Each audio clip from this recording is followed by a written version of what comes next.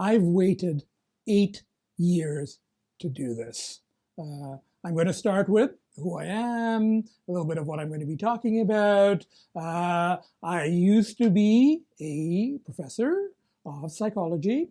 Well, I wasn't tenured, but I taught psychology at a university in Toronto for over 25 years. I was selected as TV Ontario's top 10 lecturer of 2010. 800 people nominated, shortlisted to 20, then to 10. I do have online lectures on birth order and personality. I'm not mentioning the actual university now. If you click on any of my other stuff, you will see my previous lectures. You will see which university I was affiliated with.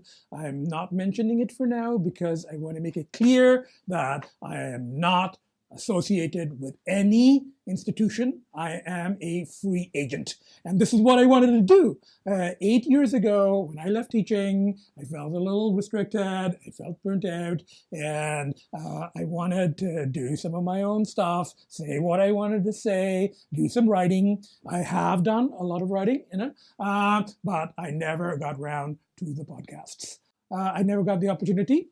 I have a producer now. Now, my producer is my former student, and he's waving. My former student, we got in touch. He's been in touch on and off over the years, but we met last year. And when I said I'm thinking of doing some podcasts, he said he would be able to arrange it. This is all thanks to him, so I am thanking him for this. Now, who am I? When I do public speaking and people tell me you have 25 minutes, an hour, and I have done, since I left teaching, some public speaking for mental health clinics on addictions, guest lectures, which have been turned into podcasts. When somebody says to me 25 minutes, I go, it takes me 20 minutes to say hello. It takes me 20 minutes to give my name. So let's start with the name. And my name is Sohail Rashid. And Sayed is my first name, but I go by my middle name. When I taught, as I would say in the first class, it would be called by my middle name, by Sohail. I would know which students didn't come to the first class because they'd send me emails saying, hey, Syed, or they address their essays to Syed Rashid. Some students didn't feel comfortable calling me by a first name, so they would just call me Professor Rashid. My producer, my former student, all these years later, he still calls me Professor, or affectionately, he calls me Prof, So I was a prof. I do have online lectures. I taught many courses in the psychology department, introductory psychology, critical thinking, psychology of thinking, models of personal growth, personality theories, industrial psychology, psychology of stress, psychology of art and creativity, a whole bunch of, but as I said, I decided to leave for a while. I bought some houses. The idea was to do some podcasts, do some writing, finance it by setting up some income properties. I bought some houses in Niagara. I took somebody to do the work for me. He was a junkie. Now I'm going to talk more about junkie shortly.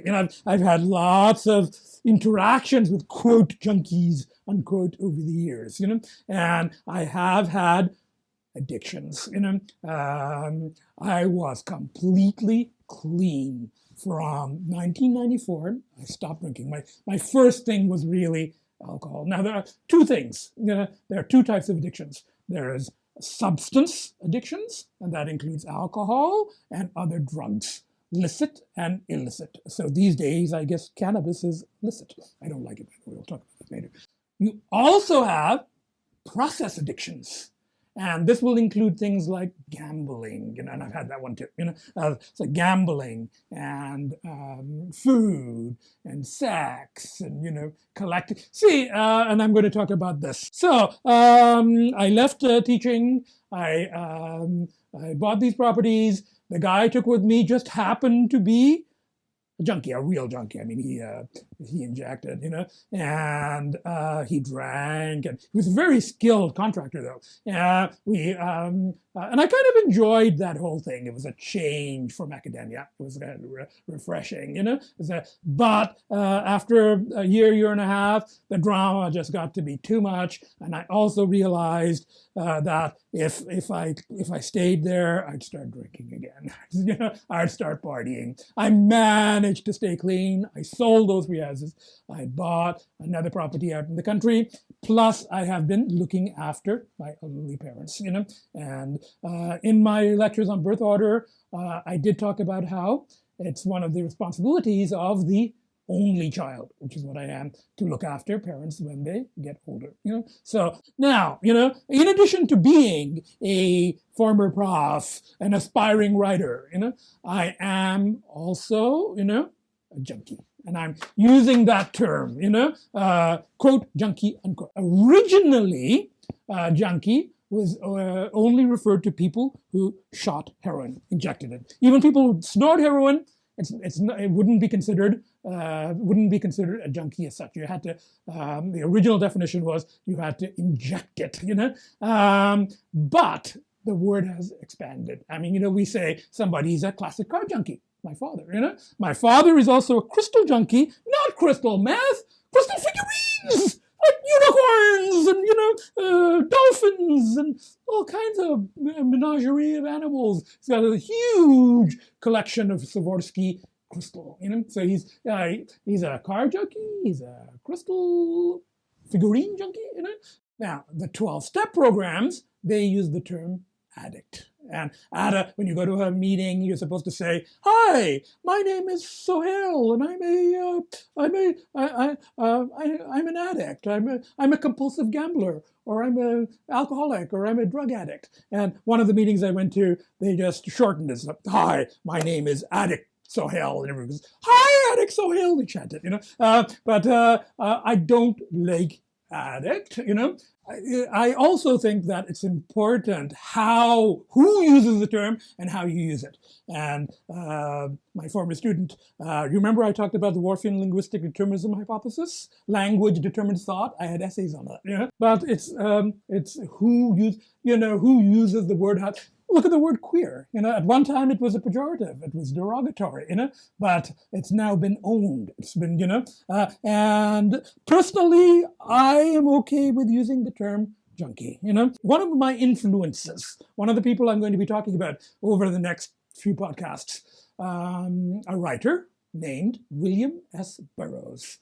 His first novel was entitled Junkie, Confessions of an Unredeemed Drug Addict.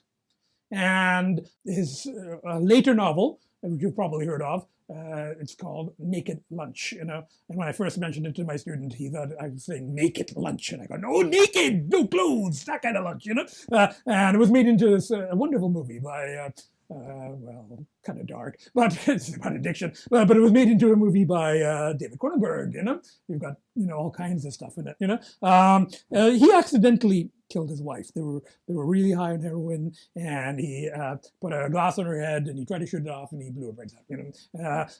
And he was part of that Beat Generation, Ginsberg, Kerouac, all those people of the 50s.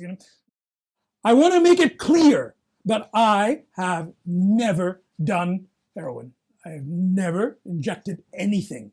I have a phobia of injections, So I've never injected anything. I have never done heroin. It was offered to me a line some years ago, and one of the best things I did was I said no, So, the whole thing is, I believe that the word junkie, it's a state of mind. It's an attitude. It's somebody who's compulsive about something, whether it's an activity or a substance. Some of the junkies, quote unquote, and if I'm calling you a junkie and you're, please don't be offended. I mean it affectionately. I mean it with respect. I call myself one, And one of the people that I started, quote, partying with, that's a new word, People go, partiers, and I don't like it. It's too happy. It's like a party. It's frivolous. It's insouciant, you know. And there's different types of party. There's partying soft, and there's partying hard, and there's a whole slang, and there's codes, and I will be talking more about that, you know, later on, you know. And my one of my manuscripts, and I have several. I have one that's 800 pages, you know. But about my experiences, it's actually called Party Soft Friendly. I like the term junkie, but some people don't. One of the people I was partying with, you know, when I came back after that 22 years of sobriety, I kind of came back to drinking and a little other stuff. But when I came back and I was partying with someone, and I did refer to myself as a junkie, and she got really upset at me. She was like going, "How dare you? How dare you call yourself a junkie? You know, you don't inject anything. You don't do enough. You know, you're not a real junkie. Don't call yourself. That's for us. You know." Now the irony is that this person is now completely clean. You know, I'm still struggling. You know, I'm 6 weeks clean today though. No booze, no substances of any kind. In social psychology, you have in-groups and out-groups. The group you belong to and the other groups, you know, and there's all kinds of concepts like illusion of out-group homogeneity and all of that stuff. The term, you know, it comes up in terms of what do junkies call non-junkies. Now, Burroughs, he called them civilians, you know. Now, one of the people I partied with, she referred to them as squares. So non-partiers as squares, you know. Now, she didn't know, and she's in her 20s, she didn't know that square was a term from the 60s.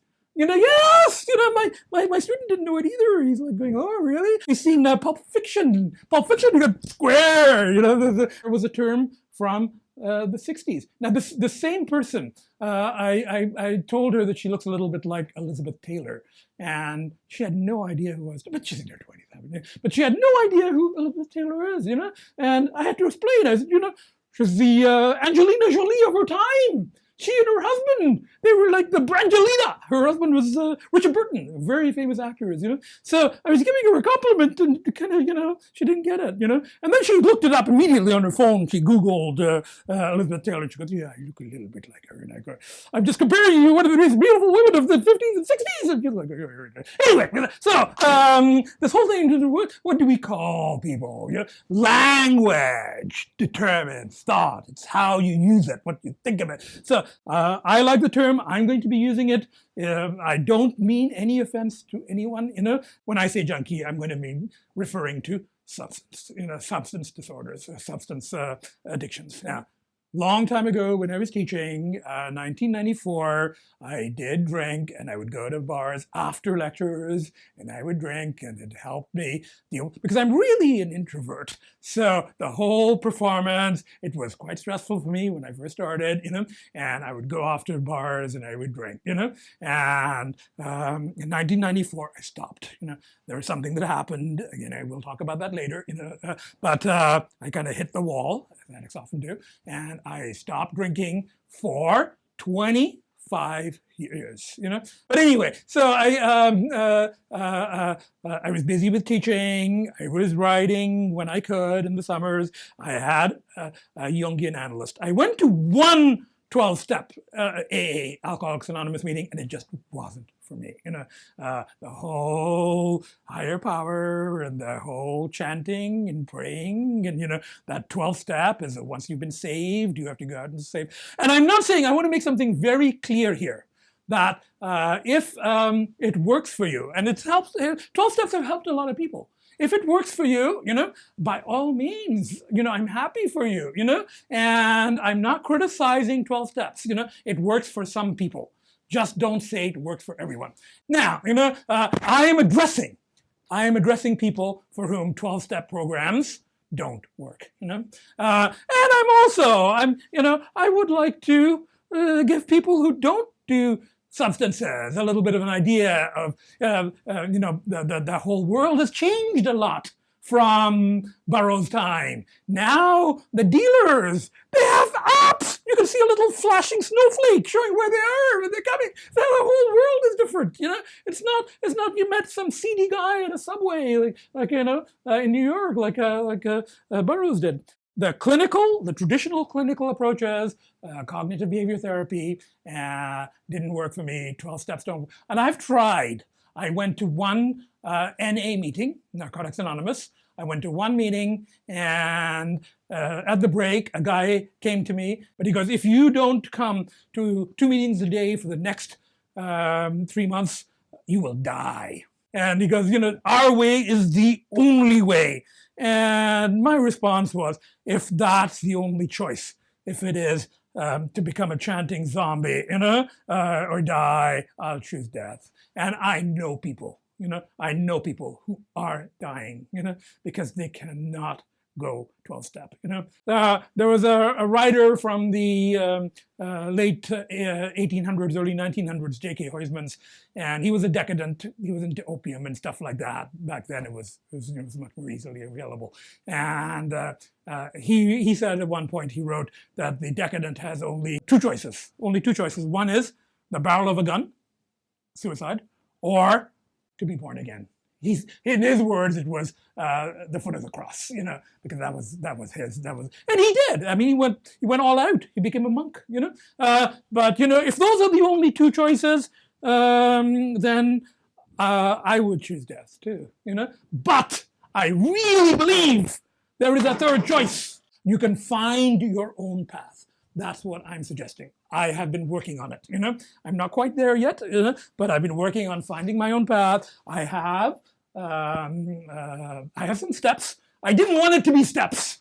I didn't want to compete, but it's turned into steps. Now, some of them were not successful, and that's part of the trial and error. Now, I want to make it clear, this is based only on my experiences. If you're doing it by yourself, if you also have not been able to go 12-step, you have not been able to, go the traditional clinical route. I do have a very good Jungian analyst, Those are some of my influences, in psychology, Jung, shadow, introversion, extroversion, persona. I've mentioned the word, That's what I was originally going to do when I left teaching. I wanted to do podcasts about Jungian theory and define shadow and give examples, and talk about, myths and all of that. But as I said, I got sidetracked. So now, this is what I want to talk about in podcasts. And I want to see if other people have come up with their, with ways, The one person I know who's gone clean on her own, that was the person who I talked about earlier, who didn't, think I should call myself a junkie back then. She's got her own life now, and she doesn't really want to talk to me, because she's clean, and she's been clean for a year. One more influence, and this will be the last influence, the last thing I want to talk about. Another influence has been, the actor and writer Carrie Fisher, and she also had addiction problems. She had mental health issues. She was bipolar. Her first book was called, it was memoirs about her own experiences. It was called Postcards from the Edge. So in a way, my stuff is texts from the edge. Because these days, everything is text, You set up stuff with texts, And I've included some texts in my writing because it gives texture, pun intended. So, but her first book, she wrote from rehab.